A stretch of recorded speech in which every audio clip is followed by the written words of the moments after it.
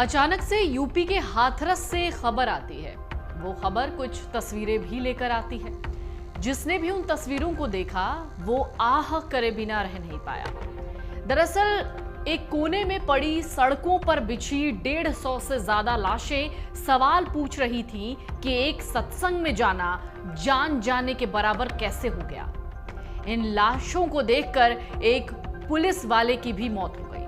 दरअसल उसने जैसे ही इतनी संख्या में लाशों को देखा, सड़क किनारे पड़े हुए, उसी दौरान उस सिपाही को हार्ट अटैक आ गया। हाथरस में भोले बाबा के नाम से मशहूर सूरजपाल जाटव सत्संग कर रहा था। यह सत्संग हाथरस के सिकंदरा राव में चल रहा था। प्रवचन तस्वीर में दिख रहा ये बाबा दे रहा था। भीड़ तो इतनी थी जितनी चुनावी रैलियों में भी नहीं होती।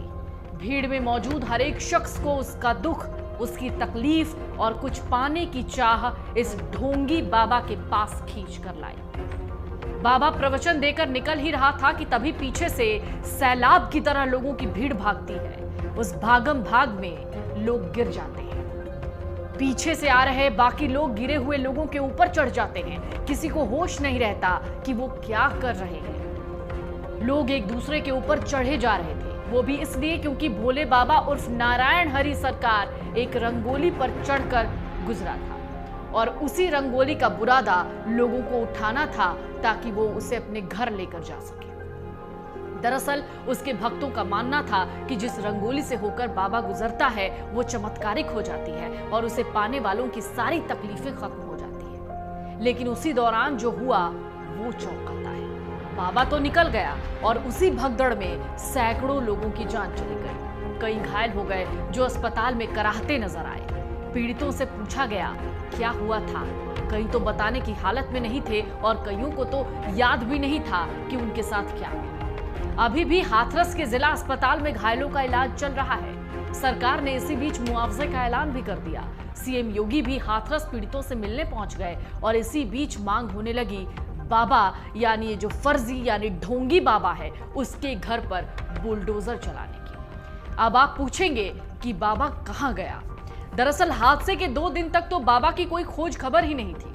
अचानक से वो 4 जुलाई को प्रकट होता है, लिखित में अफसोस जाहिर करता है, कहता है हमारी ओर से doctor AP Singh senior advocate supreme court को अधिकृत किया जा रहा है ताकि समागम सत्संग के बाद कुछ विरोधी सामाजिक तत्वों द्वारा भगदड़ मचाने के संदर्भ में उचित कार्रवाई की जा सके। 2 अलग अलग तरीकों के बयानों से तो आपको पता चल ही गया होगा कि उसे मानने वाले तैयार नहीं होते कि गलती किसकी है और कौन गलत है।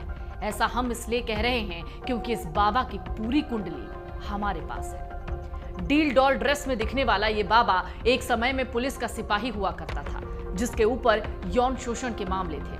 बाद में इसे विभाग से निकाल दिया गया। विभाग से निकाले जाने के बाद ये एक नया नाम और पाखंड लेकर लौटा, लोगों को बरगलाने लगा, उनकी भावनाओं और भक्ति से खेलने लगा। धीरे धीरे वो आध्यात्म की दुनिया में जड़ें जमाने लगा। वो क्या था और क्या से क्या हो गया। दरअसल नारायण सरकार हरि का मानव मंगल मिलन सद्भावना समागम का जगह जगह कार्यक्रम आयोजित होता था। नारायण साकार हरि खुद को हरि का शिष्य कहता है। अक्सर अपने प्रवचन में कहता है साकार हरि पूरे ब्रह्मांड के मालिक हैं। यहाँ तक कि ब्रह्मा, विष्णु और शंकर ने भी साकार हरि को ही गुरु माना है। नारायण साकार हरि की पश्चिमी उत्तर प्रदेश, मध्य प्रदेश, राजस्थान के कई जिलों में अच्छी पकड़ है। इन राज्यों में अक्सर उनके प्रवचन और समागम होते रहते हैं। नारायण साकार हरि अपनी पत्नी के साथ सत्संग करता है जिसे मानव मंगल मिलन सद्भावना समागम कहा जाता है। इनमें भारी तादाद में लोगों की भीड़ भी उमड़ती है। दरअसल जब ये बाबा आध्यात्म की दुनिया में आया उसने एक एक करके करोड़ों की प्रॉपर्टी बना ली। भरतपुर शहर स्थित खंड के पास 2013, 2016 और 2017 और अप्रैल 2022 को रूपवास, अक्टूबर 2023, फरवरी 2024 रूपवास में सहित नदबई, डीग, कुम्हेर इन सभी जगहों पर नारायण साकार हरि के मानव मंगल मिलन सद्भावना समागम का आयोजन हो चुका है। ऐसे करते करते इस बाबा ने करोड़ों की प्रॉपर्टी बना ली। यूपी के मैनपुरी में बिछुआ के बाबा के नाम से काफी भव्य आश्रम है। बताया जा रहा है बाबा नारायण साकार हरि का ये आश्रम कई एकड़ में फैला हुआ है। इसके अलावा भी बाबा के कासगंज, आखरा और राजस्थान में कई आश्रम है। वहीं बाबा ने अपने इस बिछुआ आश्रम के बाहर चंदा देने वालों की लिस्ट लगा रखी है। इसमें सबसे ज्यादा कम रकम 10 लाख रुपए की है। हालांकि इसके अलावा बाबा जो अपने आश्रम का निर्माण और सड़कों का निर्माण कराता था, उन सब के लिए भी बकायदा एक कमेटी बनाई गई थी और उस कमेटी में भी लोगों से चंदा लिया जाता था। बताया जाता है बाबा के पास कई 100 करोड़ की संपत्ति है। उसके पास एक एक करके कई आश्रम है जिनकी कीमत करोड़ों में है। इसके अलावा बाबा नारायण साकार हरि लग्जरी लाइफ जीता है। आपने इसकी तस्वीर देखी होगी, सफेद kurta, shirt, pant, coat, tie और इतना ही नहीं, गॉगल्स लगाने के साथ साथ इसके कई शौक हैं। साकार हरि को बाबा नारायण साकार हरि के नाम से जाना जाता है। वो उत्तर प्रदेश के एटा जिले के गांव बहादुर नगरी का रहने वाला है। नारायण साकार अपनी पत्नी के साथ सत्संग करता है। बाबा नारायण साकार हरि अपने कपड़ों की वजह से सुर्खियों में रहता है। ये 3 पीस सूट पहनकर प्रवचन देता है। इसका सत्संग सुनने के लिए रोजाना हजारों लोग आते हैं। सूत्र कहते हैं बाबा के आश्रम में 16 से 17 साल की कई लड़कियां रहती हैं जिन्हें ये अपनी शिष्या बताता है। वो इन लड़कियों से गलत काम भी कराता है। साथ ही बाबा सिगरेट और शराब का आदी है। ये बाबा नहीं बल्कि पाखंडी बाबा। दरअसल इस बाबा के बारे में कुछ लोग ये कहते हैं कि कई लोगों की मौत बहादुर नगर में हुई जो उन्होंने देखी है। जिन लोगों की मौत हुई ना उनके शव का कोई पता लगा। बाबा को जब लगा कि अब वो फंस सकता है तो उसने यहाँ से अपना आश्रम भी शिफ्ट कर लिया था। ये बाबा पहले एक बार जेल भी गया है। इस बाबा ने पहले कहा था कि ये लड़की को जिंदा कर देगा, उसी केस में वो जेल गया था।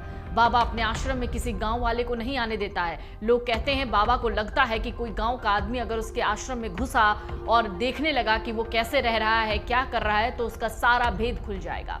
बाबा ने अपनी फोर्स बनाई हुई है जिसे वो अलग से वर्दी देता है। बाबा सफेद कपड़ा इसलिए पहनता है क्योंकि वो खुद को पाक साफ बताना चाहता है। वो खुद को भगवान बताता है। भोले बाबा का ये सब एक ढोंग है। काफी लोग इसके बारे में जान चुके हैं। जो नहीं जानते वो आज भी इसके चंगुल में फंसे हुए हैं। हादसे के बाद फिलहाल एफआईआर भी दर्ज कराई गई है। हाथरस पुलिस की ओर से दर्ज की गई एफआईआर को हम हूबहू आपको बताते हैं। प्रभारी निरीक्षक थाना सिकंदराराव जनपद हाथरस महोदय अवगत कराना है। दिनांक 2/7/2024 को थाना क्षेत्र सिकंदराराव में ग्राम फुलरई मुगलगढ़ी के मध्य जीटी रोड के पास जगत गुरु साकार विश्वहरि भोले बाबा के सत्संग आयोजन का कार्यक्रम प्रस्तावित था, जिसके आयोजनकर्ता मुख्य सेवादार देव प्रकाश मधुकर पुत्र राम सिंह निवासी न्यू कॉलोनी दमपुरा कस्बा व थाना सिरसा राव जनपद हाथरस एवं अन्य सेवादार सहयोगी थे।